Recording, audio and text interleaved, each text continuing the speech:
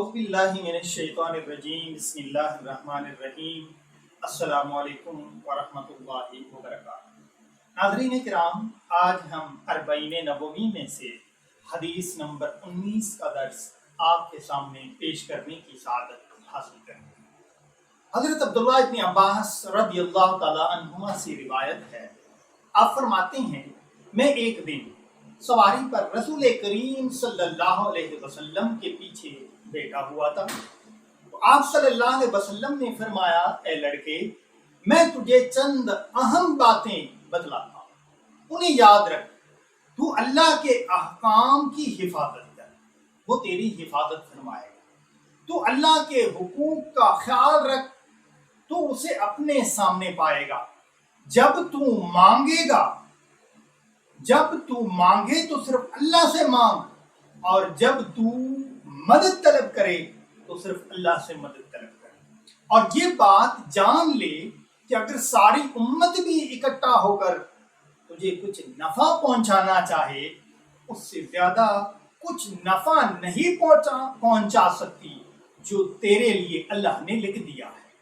اور اگر وہ تجھے کچھ نقصان پہنچانے کے لیے اکٹھا ہو جائے تو اس سے زیادہ کچھ نقصان نہیں پہنچا سکتی جو اللہ نے تیرے لیے لکھ دیا ہے۔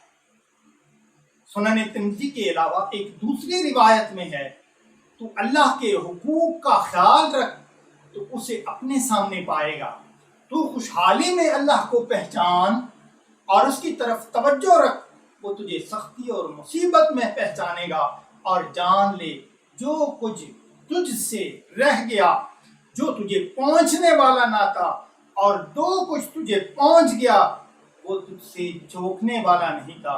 نیز جان لے کہ اللہ کی مدد صبر کے ساتھ ہے، اور کشادگی تکلیف کے ساتھ ہے، اور دشواری کے ساتھ کیا ہے؟ آسانی۔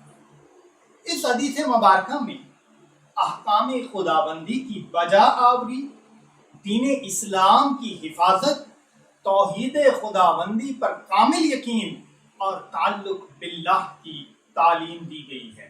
حدیث شریف کے پہلے حصے میں نبی اکرم صلی اللہ علیہ وسلم نے اس بات کی طرف توجہ دلائی ہے کہ اگر تم اپنی حفاظت چاہتے ہو تو اس کا واحد ذریعہ کیا ہے؟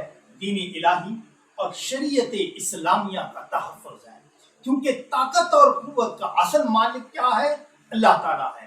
اگر وہ تمہاری حفاظت فرمائے گا تو دنیا کی کوئی طاقت تمہیں نقصان نہیں پہنچا سکتی، اور اگر اسے چھوڑ کر لوگوں کو طاقت کا سرچشمہ قرار دو گے اور ان پر بھروسہ کرو گے تو یاد رکھو تمام مخلوق مل کر بھی تمہیں اس نقصان سے نہیں بچا سکتی جو تمہاری تقدیر میں لکھ دیا گیا ہے۔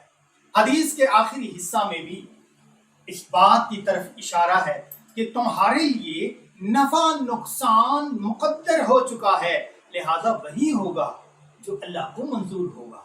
توحید خداوندی کا تقاضا یہ ہے کہ انسان اپنی حاجات کو اور دیگر مشکل حالات میں، اوقات میں صرف اللہ سے مدد مانگے۔